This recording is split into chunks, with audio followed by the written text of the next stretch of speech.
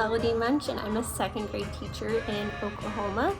And I thought we'd just bring you along to show you some simple, easy things that I'm doing with my class for St. Patrick's Day. Now, our district actually celebrates spring break during the week of St. Patrick's Day.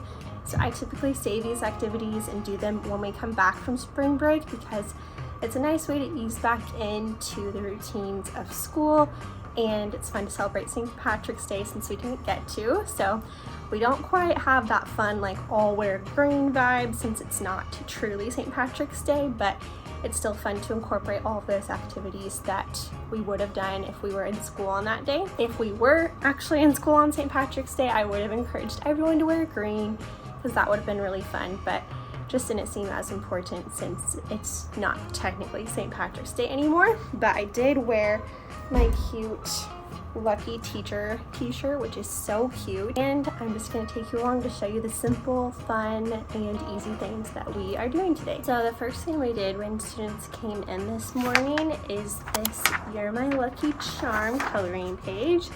And this is a freebie from Learning with Ms. Louise on Teachers by Teachers. I will link that below. And they just got to color that as a way to start the day and ease into the day. They all recognized that they were Lucky Charms right away, which was perfect for a tie-in that was coming later. Then we went into our morning meeting time where I had traced an anchor chart. I'm really bad at drawing anchor charts freehand. They just never look very nice. So I am a all tracer type of person. So I had traced before class on anchor paper this Shamrock, and it says reasons we are lucky to be class family. So I traced that in advance, and then I have these little star sticky notes, and we just talked as a class about reasons we were lucky to be in our class and to be put together, and we brainstormed ideas, and every idea I wrote on a little star sticky note and stuck it on the Shamrock. So it turned out really cute, and it was a good tie-in to talk about how even though coming to school can be hard, especially after being on a break and getting to sleep in, and there are good things about having breaks, but we're also really grateful that we get to be in our class and we get to have the privileges that we have to be able to come to school and have a safe place to learn and get to have fun with one another, and we get to see our friends and all of those things. So all of the reasons were just really, really sweet. I loved reading them. After that, we did my favorite activity, which was our Shamrock compliments. Every student had a Shamrock, and they put their name at the top, and then they also had a little paper of different compliments that they could give each other. It was like a word bank of compliments, and I just had that cut out sitting right by their papers on their desk. And then they picked a marker color of their choice, and we left our paper and the word bank on our desk, and I showed them how to rotate. So every time I said switch, they would rotate to a peer's desk in a certain order, and they would pick something from the word bank, or I told them if they had another compliment in their mind, they could write that down as well. But this was just there, especially for students who struggle to think of things or to spell things. Lots of good ideas were there for them.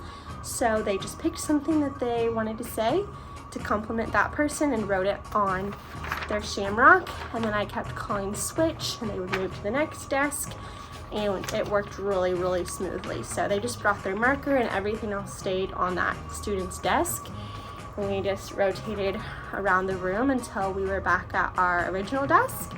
And then they got to see their Shamrock full of compliments. Mine turned out really, really cute. I love all those sweet things they say, and this will just be a really cute keepsake that they can have to remind them of some sweet things about them. And around it says we are lucky to have you because you are. So another just way to tie in being lucky. Both the anchor chart and this Shamrock compliment activity are a part of a freebie set, so I will add that link below as well. The next thing we did after we got back to our desks and we read all of our compliments is I put on what's called a mystery Doug. If you're not familiar with Mystery Doug, you're missing out. It's free. They're on YouTube. They're also hosted on their website. They're amazing, quick 5-minute videos where students ask a question, and then either Doug himself or another member of their team will answer that question, but they're so good about not just giving all the answers right away. They really guide students to think about it for themselves, and they show them a lot of clues or information that would help them come up with the answer before they just say what it is. So we watched one about how rainbows get, or how we see the rainbow color, like how does light do that. So that was perfect. We watched that while I passed out other treat. This was another freebie, these little tags from Learning with Miss Louise. So these just are really cute, and they say you're my lucky charm. So I was passing these out on their desk while we were doing the compliment activity, and I was also passing out a coffee filter. And then as we were finishing the activity, I got one of my plastic gloves and put a handful in each of the coffee filters. So they were so excited as they saw me passing that out, because the marshmallows and Lucky Charms are just so good. And some of them thought I was gonna give them milk with it. I was like, no guys, we're just doing cereal. Like, this is not a real bowl. But they thought that was fun. So we watched the Mystery Dug about rainbows while we enjoyed our Lucky Charms. Then the last thing that we did that was St. Patrick's Day themed was for our math block. We were doing what we call a save game, kind of like a math escape game, where there's a character in need and the students have to solve math problems that are math story problems in order to meet the objective or help the person they need to help.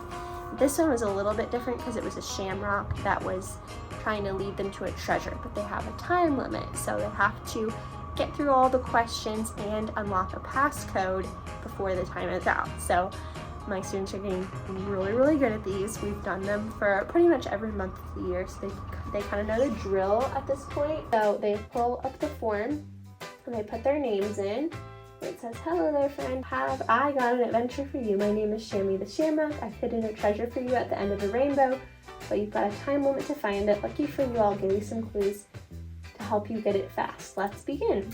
So I always have them do this with partners. So they and their partner share the computer. They put their name in. It says, first things first, let's get a leprechaun, of course. My treasure can't be opened without one. Number 1, go to the forest. Leprechauns live between 30 and 60 yards deep. How many yards is that combined? And this one gives them a clue to add 30 and 60, finding the sum. So all of the ones in this form were addition, but there's also a subtraction version if that's something your class is working on. They did so good at that. There's one group that literally finished with like 7 seconds left, and they were 2 girls that I needed to give a little bit of assistance to, but they tried so hard. And then a really fun part, I usually don't do a prize, but this time I told them that the leprechaun had sent the actual treasure to our class. I had it in a little lockbox. I just hid these cute little golden coins that are now gone, but they came in little packs, and I believe they were from the Dollar Tree, they're little chocolate coins. And I just put those in here.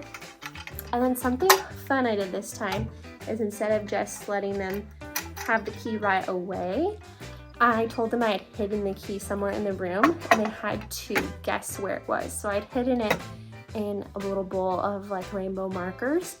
So I gave them the clue that it had something to do with St. Patrick's Day, and they started guessing like all of the green things. I was like, no, it's something that's a rainbow. And so then they were guessing all the different places I keep markers and colored pencils and crowns. And so finally somebody guessed the marker cup up by the board, and I said yes, and so then she got to go look and find the key, and she opened the container and said, it's chocolate coins, and they were so excited. I have one bonus idea for you that is new to my store, and that is a Lucky Charms St. Patrick's Day craft. I think this is so cute, and students will love to do this. The cereal bowl says, I am lucky to have, and students would write one thing in each of the Lucky Charms. You could have them do this with specific categories like a person, place, thing, food, or hobby, or you could just let them choose any 5 things that they love. There is a color version or a black and white version if you want students to color it in themselves. Students could complete the craft only, or you could pair it with this writing template that is included. The writing template has each of the charms, and students would write next to each charm the reason they chose it and are lucky to have that specific thing. find the link to this activity in the description. That is all the ideas I have. They're all so simple, so easy. Hope you enjoyed hearing about these simple ideas. Thanks for coming along, and I'll see you next time.